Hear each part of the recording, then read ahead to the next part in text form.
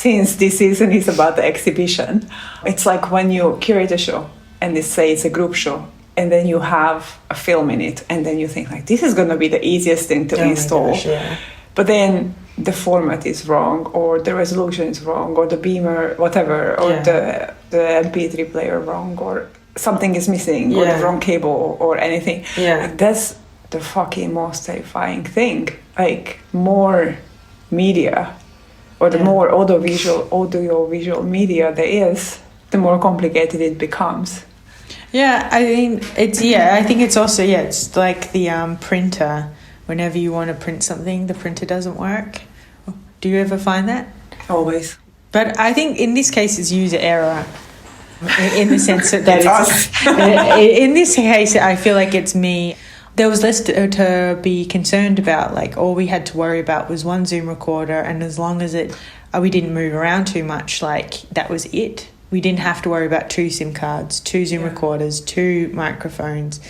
And perhaps this is also not really how we imagined the podcast to be. Like, the point of the podcast was to talk. Yeah. And, like, obviously we need to be clear for an audience to listen.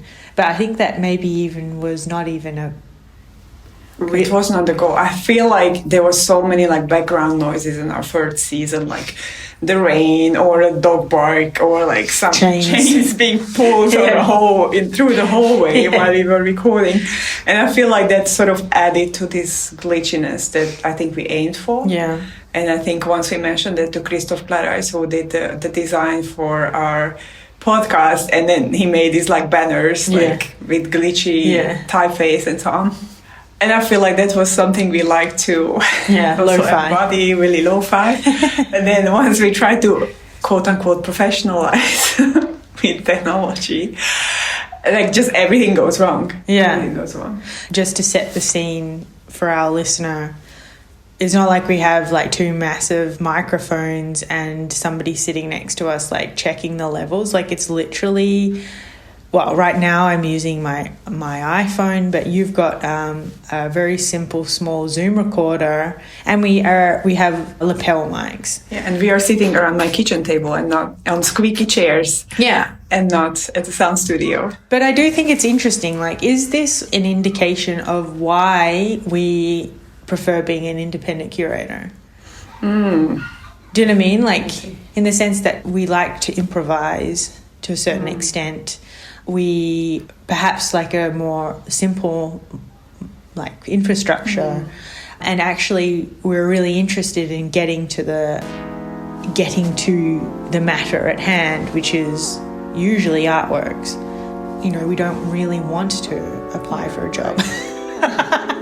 Not to say that that's but like... Also, like, maybe in the same way as you described now, the exhibition or our curatorial process, like here it's also like getting to the people or the motivations, and rather than focusing on the packaging or, too much production, which, okay, sometimes it's a bit, perhaps in the past it's been too glitchy, I admit that, but... Yeah, I do understand what you mean by that. But on the other hand, before we started recording, we were talking about like our ambitions for not just the ambition for 2024, but also like our ambition for the like maybe the next couple of years in our life. It's like, do we want to continue in our careers, or not even in our careers, but do we want to continue in the way that we live our lives now? Like, what is there more that we could be asking for? Yeah.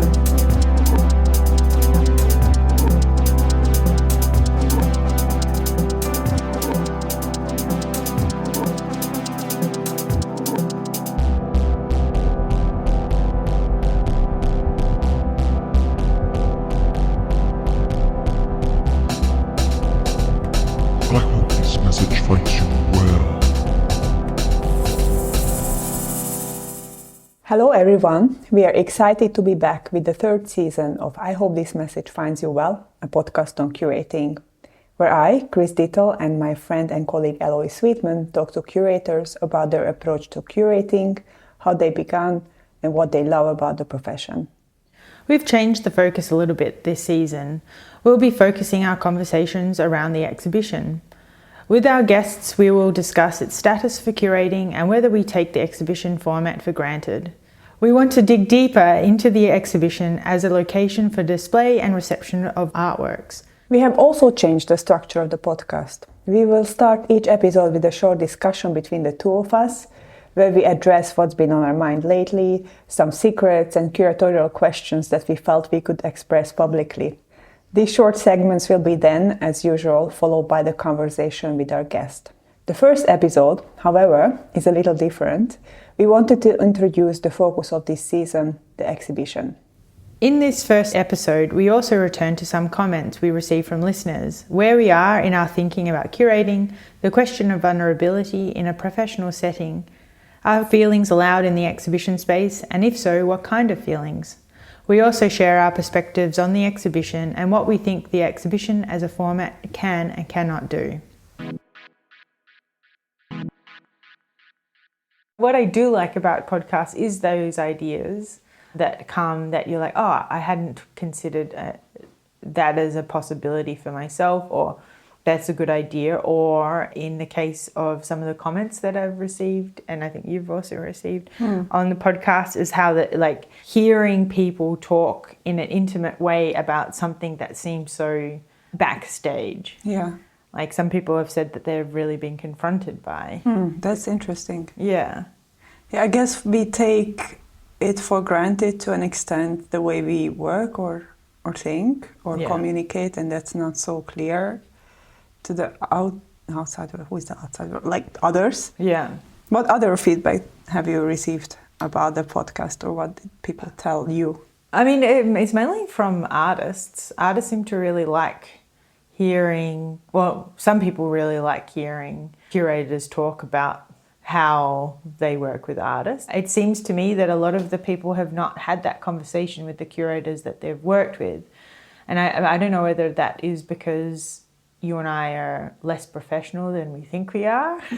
Or more professional than we think we are. In the sense that I feel like I communicate quite often to the artists I work with my thinking process. Yeah. You know, I don't feel the way I'm talking to you in this podcast is any different to how I talk. But I think some people feel that maybe they don't want to hear. So maybe that's a matter of vulnerability, right? Like mutually, because I think curators are not very known, or as it's seen, the persona of the curator is not very known for being vulnerable, but rather kind of upholding certain power schemes. Yeah, maybe that's a kind of surprising thing. I mean, I guess that's also the reason we started this podcast to an extent, right? To kind of make this thinking of people a bit more transparent, but obviously also for us just to connect with some of our colleagues. And but still, there is a lot about transparency too, and kind of breaking down these walls, or what is it? Yeah, I mean, this idea that the curator is, well, at least the independent curator has the same sort of power that, say, other curators in other. I mean, even then, I think what we have learned from this podcast is that actually the perceived power is actually not necessarily what we think it is. Like many of the curators that we have spoken to have, you know, great challenges in their work that are equally equal to the challenges that we have as an independent curator. They have to kind of compromise in ways that, you know, we have to kind of like navigate. And so like this power dynamic is actually like, maybe, I think it's definitely real, but it's like it could be to a certain extent confronted. She says naively. But I am very interested actually in this power dynamics, because I think we do operate as curators. Like it's not like there is one particular, you know, power everybody embodies or so. In different planes and in different ways. But inevitably there are people who are extremely powerful and very strategic, and then there are people who are, say, work more collaboratively.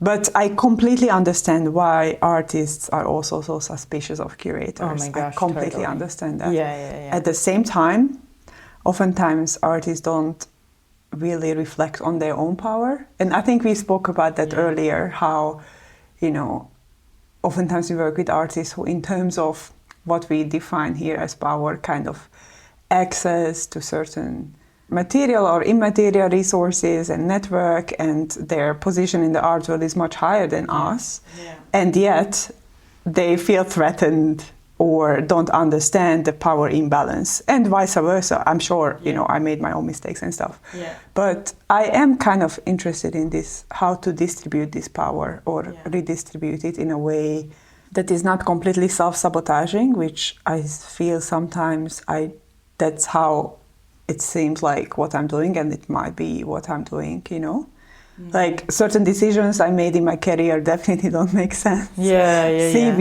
wise. But then it's also like a weird thing to say, and yet it's really hard to do, because as soon as there is this fear that you get kind of tempered over or run over or just run through or forgotten or whatever. Yeah. And it's a real fear.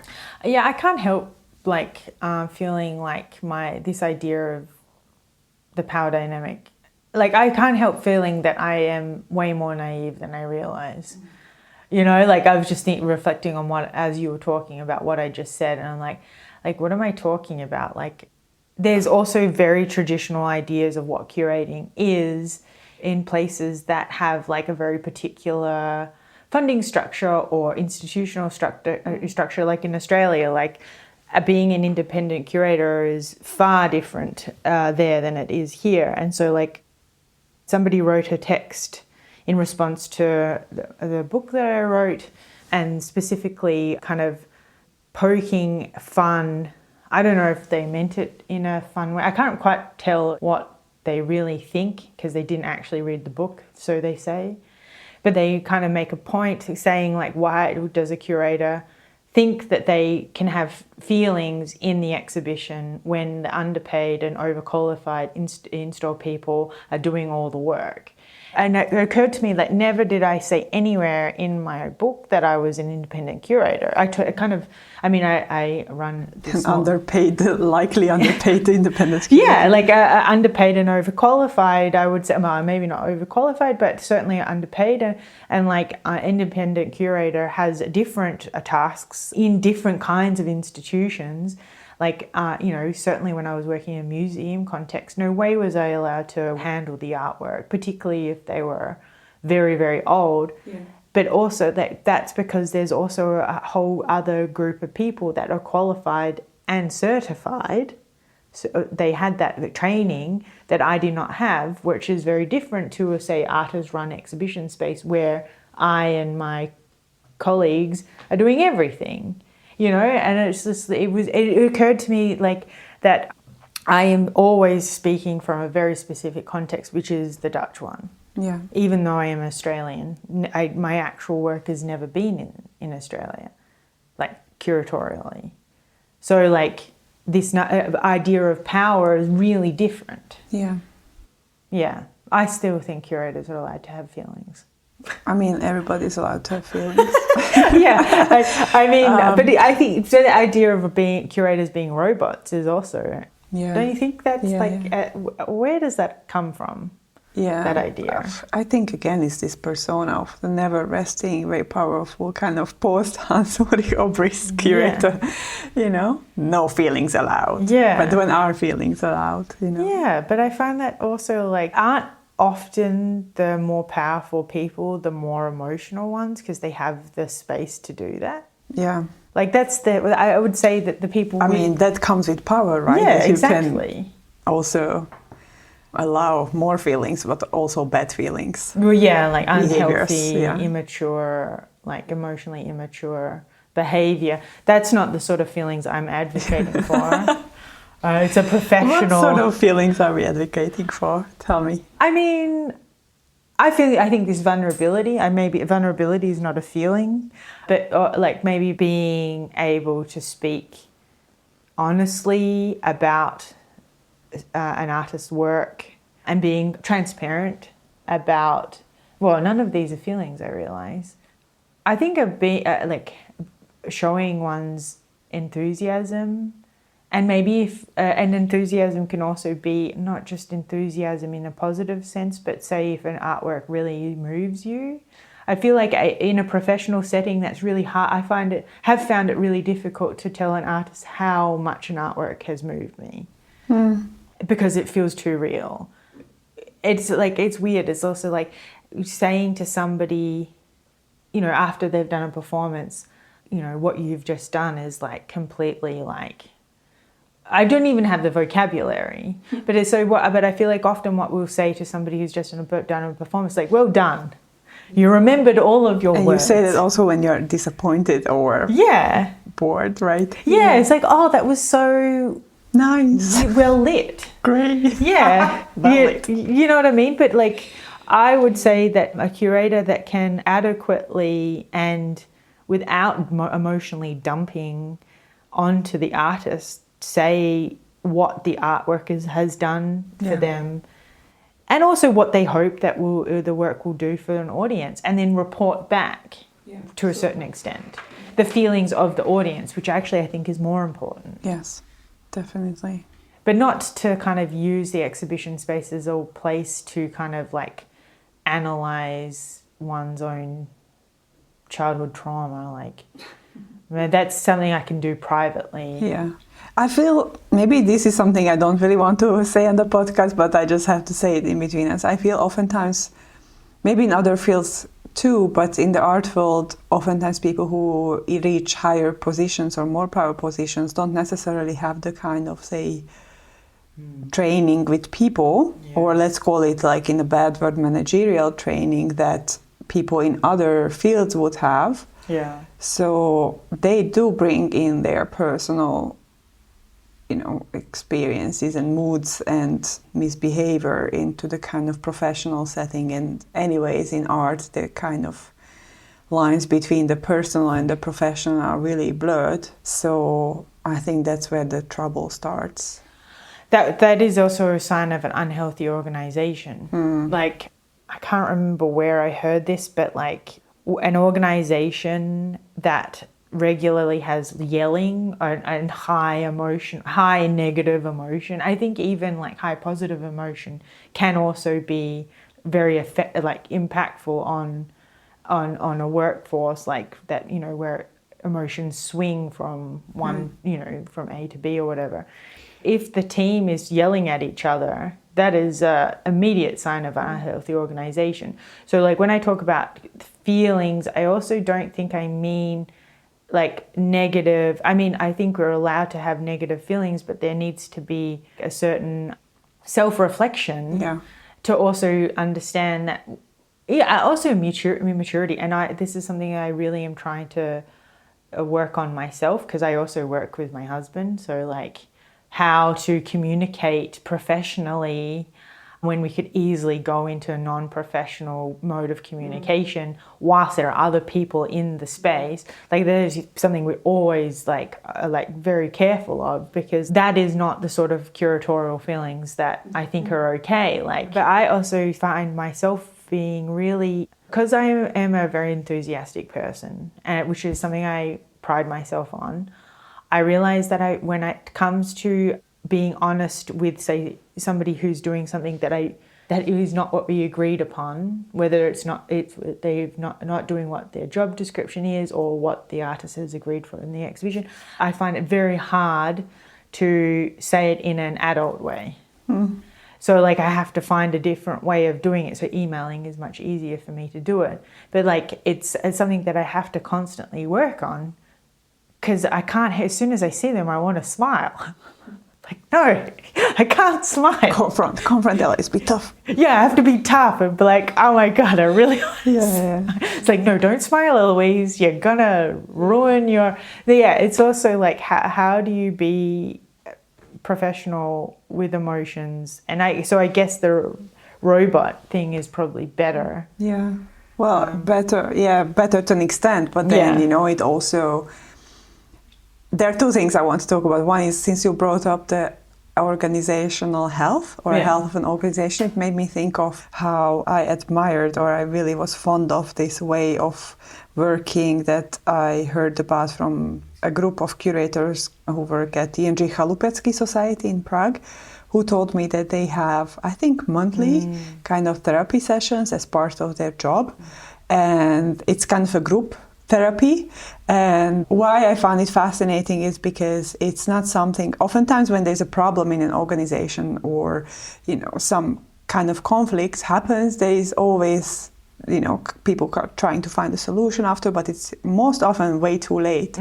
But because they have this like group therapy or coaching sessions, it actively actually prevents that situations get to escalate in a way that people feel, just kind of at their limit. And they told me that how sometimes it's like super annoying because you imagine it's like really hard to match like people's agendas to have this one moment, but also you are sometimes just like way too busy. But ultimately, when I spoke to them, they all agreed that this is like really great. And there is a lot of emotions that they can come out at these meetings, but they get, it's not that you try to kind of hold back or hold yourself back for a very long time when things explode, but this meeting is sort of the space to constantly like negotiate and also to speak out and talk about these feelings and emotions that maybe otherwise, you would just try to kind of swallow until the point when it's not possible anymore. So I was like, actually, this is like so interesting, and I keep on thinking about that. And I totally forgot what was the other thing I wanted to talk about. But anyway, it will come. But I found that really interesting because also like another thing I heard was often like it's best to give yourself in a work environment a time and a place to worry. Because often if we worry or be angry or be sad, because like if we allow ourselves to be overwhelmed by our emotions, then we can't get anything done, which I'm like, well, it depends on the emotion. But one idea would be to, like we have some sort of conflict in the work environment, it would make sense. Be okay, like I'm going to wait till, things get bad enough. or wait till the monthly counseling session and then I'll address it there.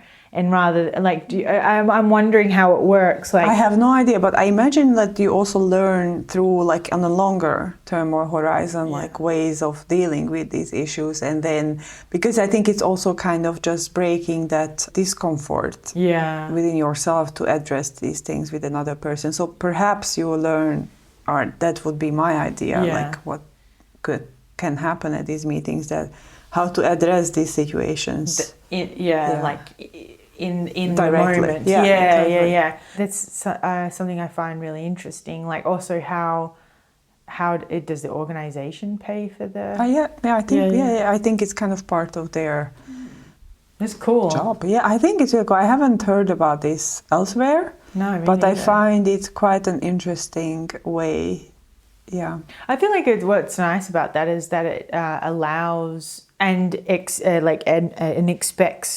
the emotion, like the emotions to be present in the workspace. Because I mean, how is that even possible to even? We are people. Yeah. Like so to also like to develop the emotional health of your employees can only be beneficial to your organization. Yeah. And therefore the people that you're working, like, because they're a group of curators? Yes. Yeah. So then how then they would work with artists and the audience and other stakeholders, like, I think that's cool.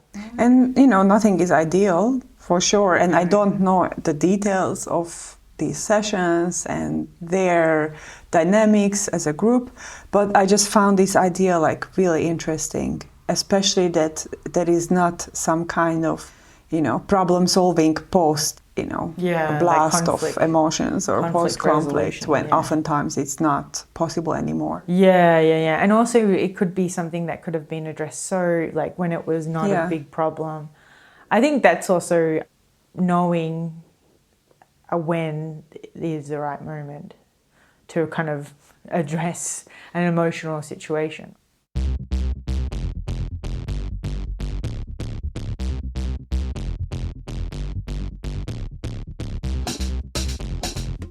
I hope this message finds you well. Do you want to introduce the theme of our season? Yes. Ta-da! So every season we think from now on will have a focus, a thematic. And this season will be the exhibition and its limits. limits or limitations. And so each conversation we'll have with our interviewees will be exhibition focused, and one might say, but hey, all curating is exhibition making.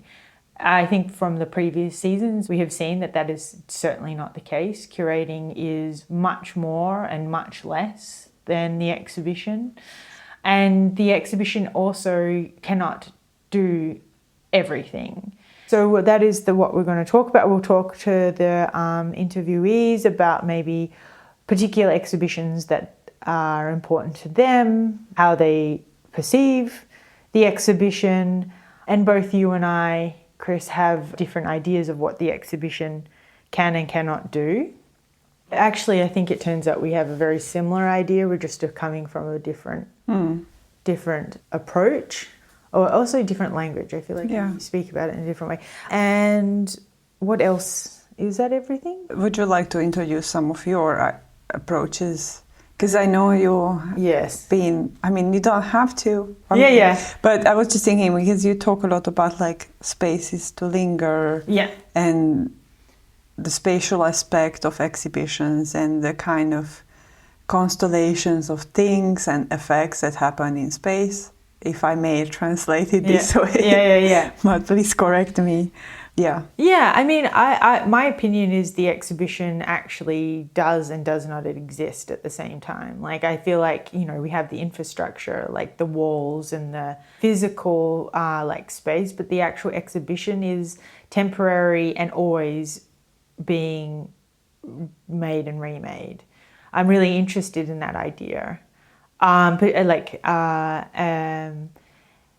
So once upon a time I would have thought that it might have been similar to the kind of like Hannah Arendt idea of the space of appearance and whatnot, but now I'm not too sure if I believe in that.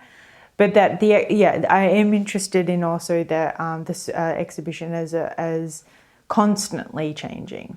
And so in fact it is something that is limitless in its limitation, in the sense that it's limited to the physical space.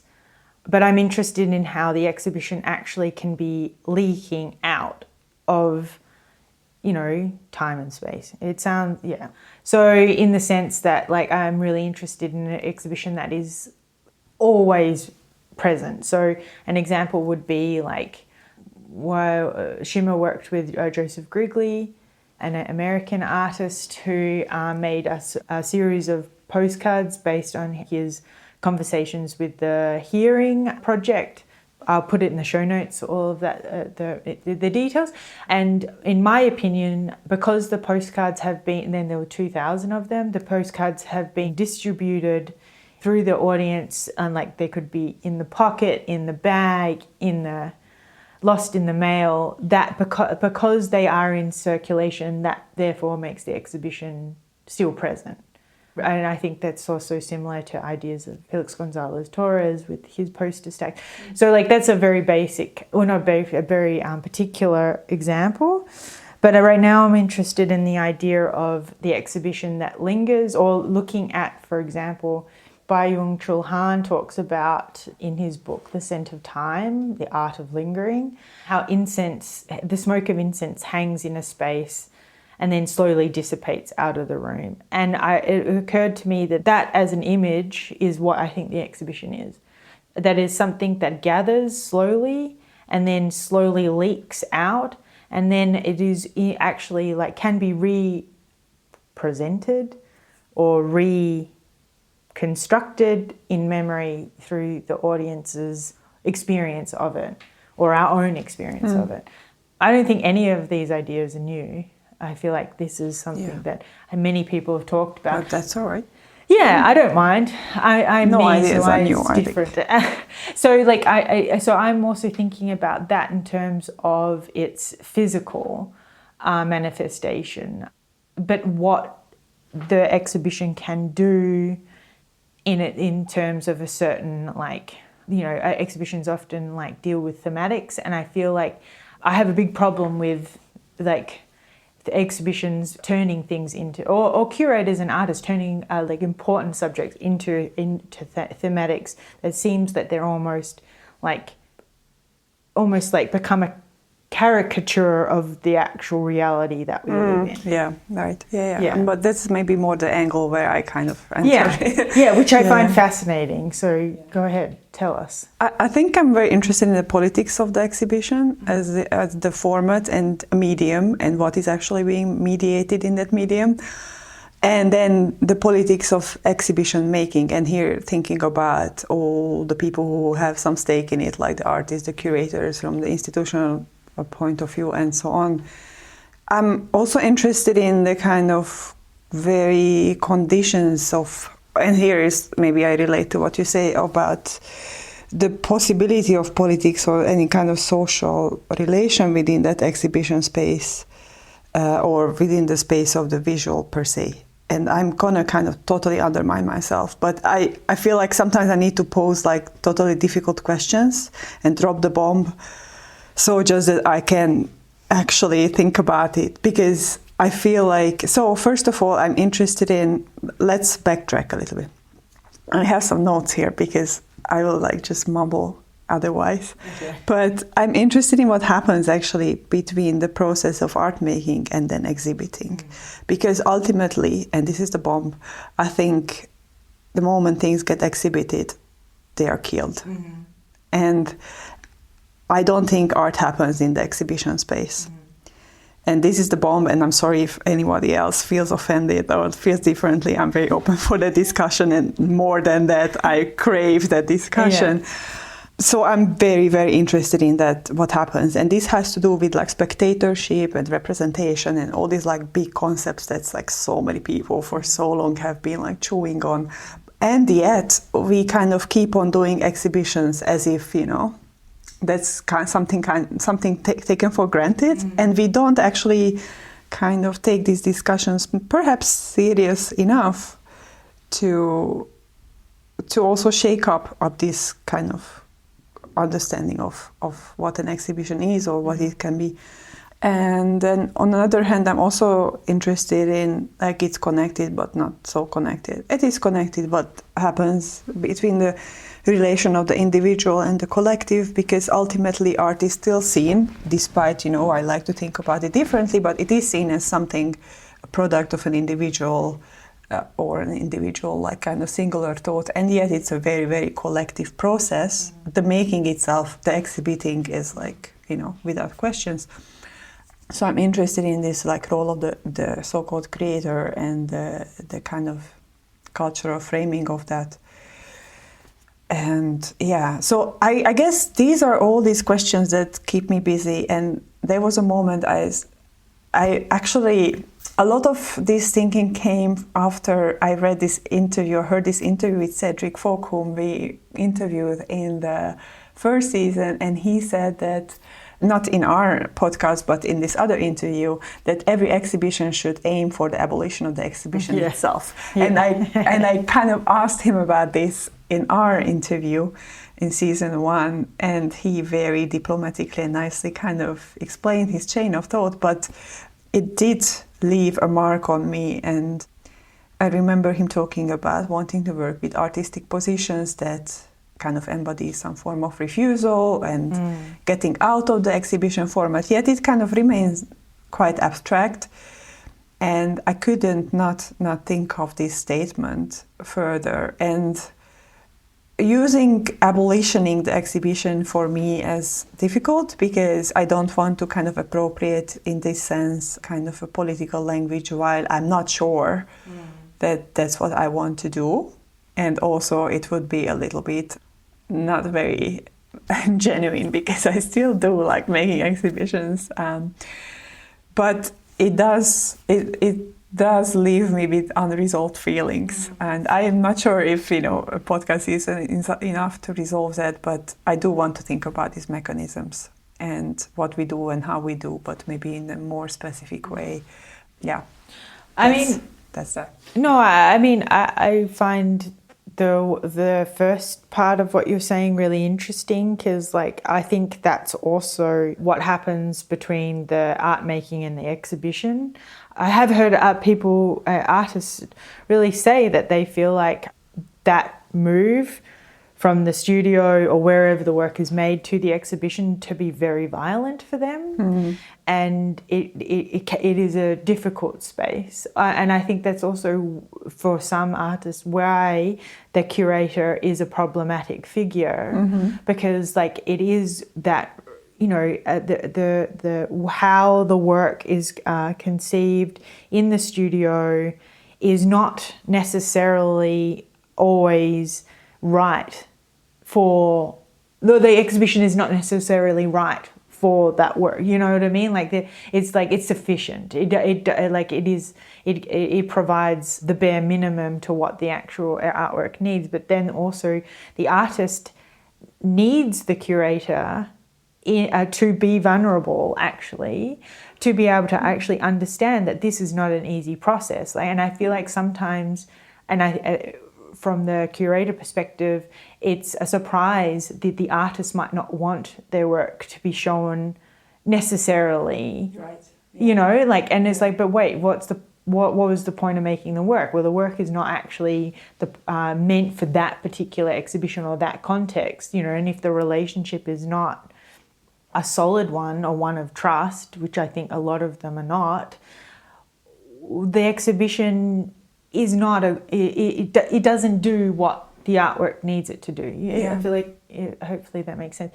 And also, like, we cannot as curators necessarily know what the artist needs if they can't tell us, because they might not even know, because it's like, and also, whereas other artists I think really need the exhibition to actually have that distance.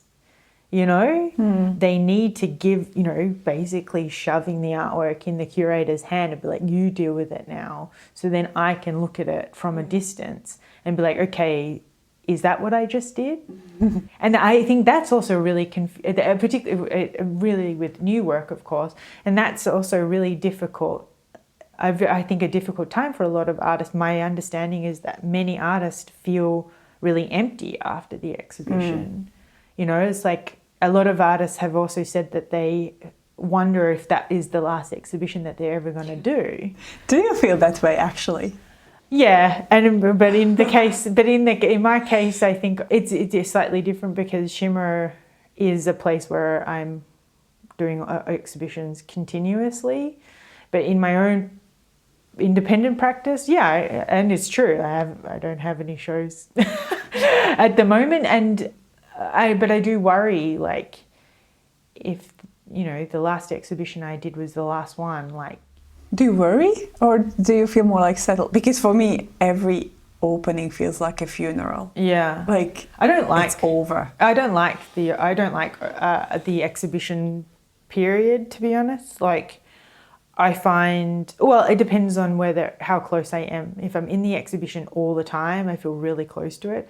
But if it's something I leave and I don't see it anymore, I find it really painful. I'm just waiting for it to close, because it's sort of like, I don't know, like, I wonder if it's similar to an artist, actually, like how it's like wanting that sort of exposure. It's too much. Yeah. But I worry, but I also try to turn that worry into other projects. So like the podcast. Yeah. You know, which is not the same as curating.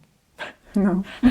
This is about the abolition of curating. Yeah. But I do agree with you that I think the exhibition, certain kinds of exhibitions might not be needed.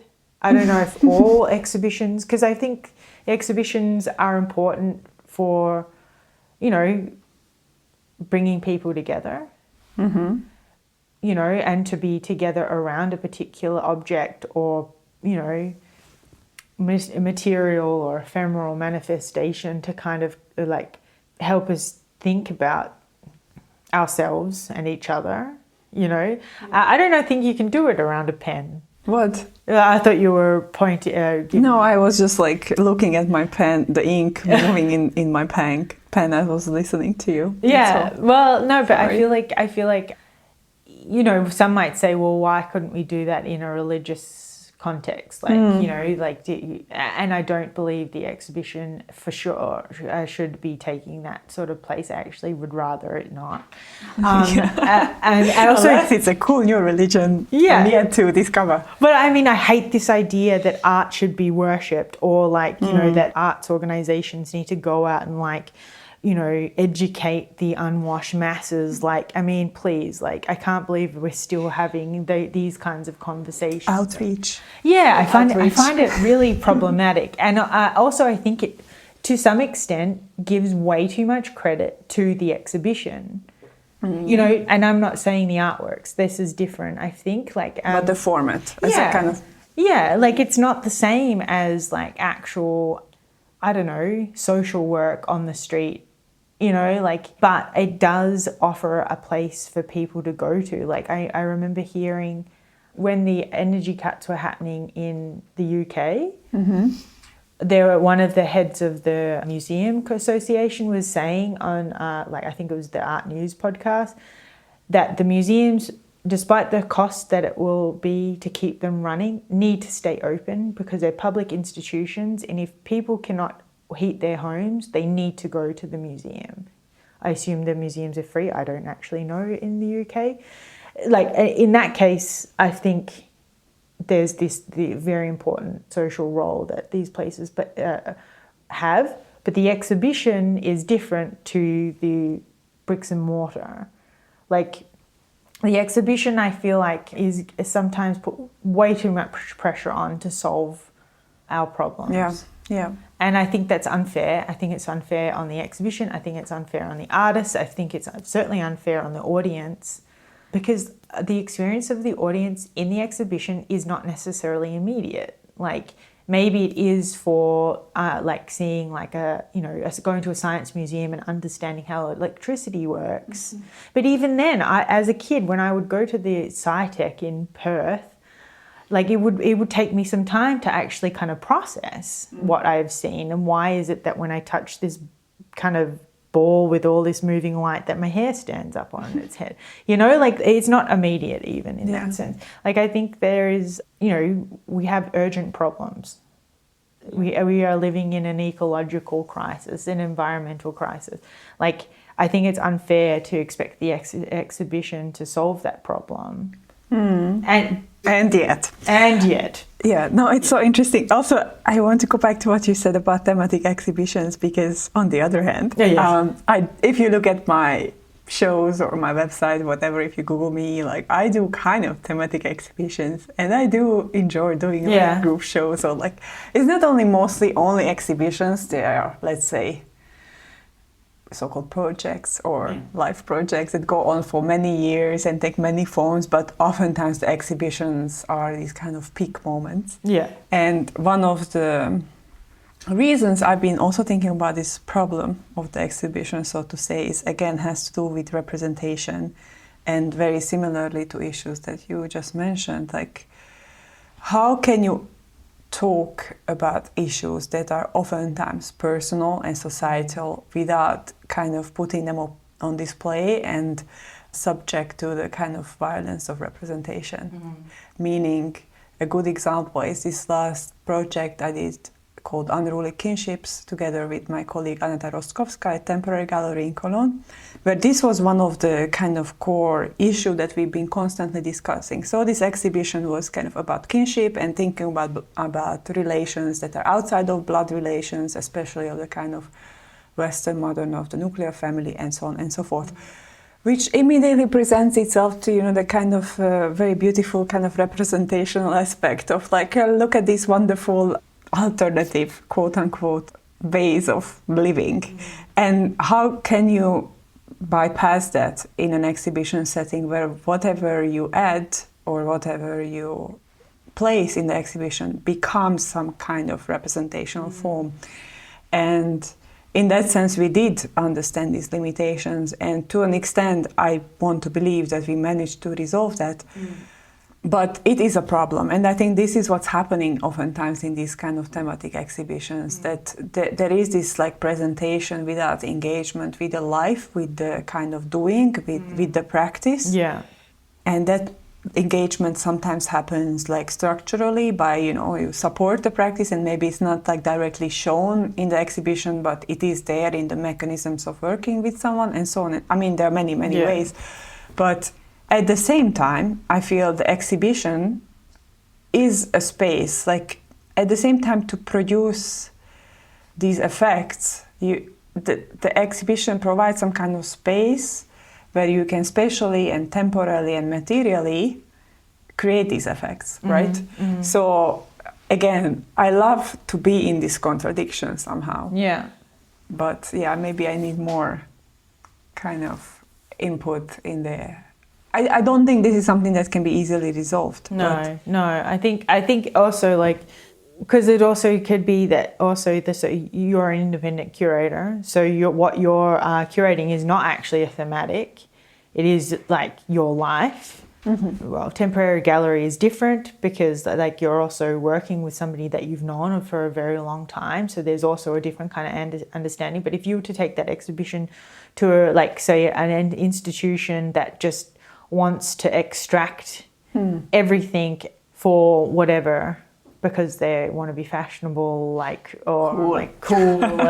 Does that actually matter? That's really my question. Mm-hmm. Does that matter that the institution doesn't actually believe in the exhibition in order for it to be shown? If the curator does actually live what they are. But that's the issue. Also with the relation sometimes with curators, artists, institutions and artists. For me personally it would matter. Because then also for a lot of these, say, background mechanisms to work, as a curator you also need to facilitate that. Yeah. And then if there would be an institution who don't engage with the project to an extent I need them to, or don't want to communicate in ways I want to, like, what would it require, say, from me and from the artist to negotiate for those conditions to happen? Yeah.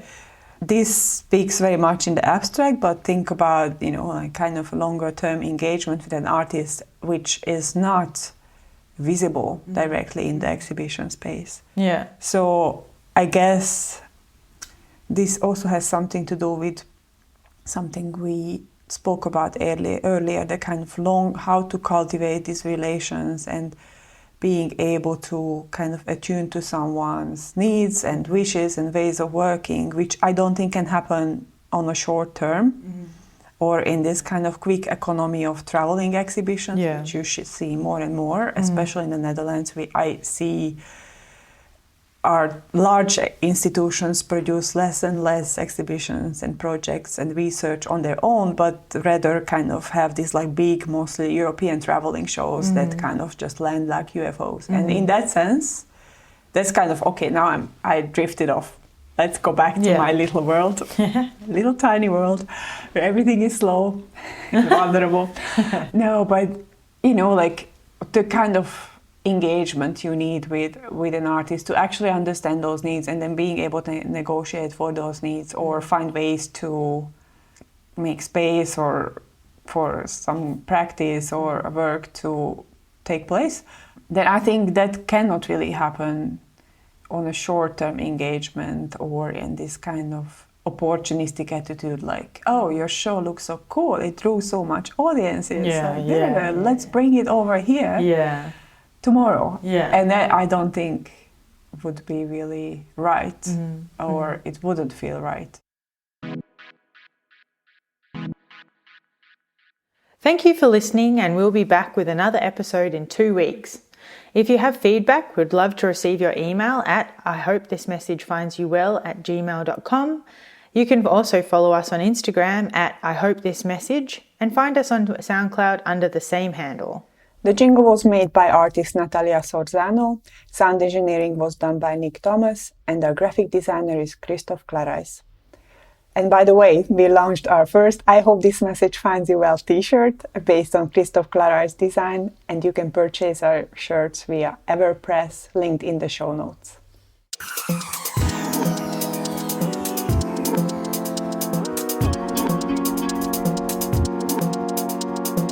I hope this message finds you well.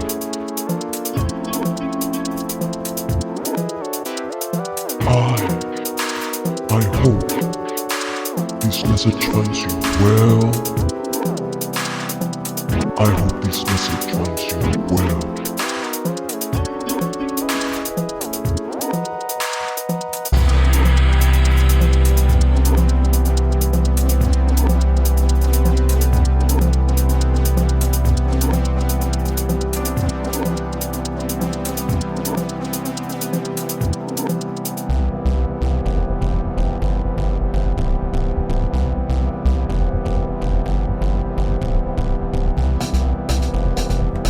I hope this message finds you well.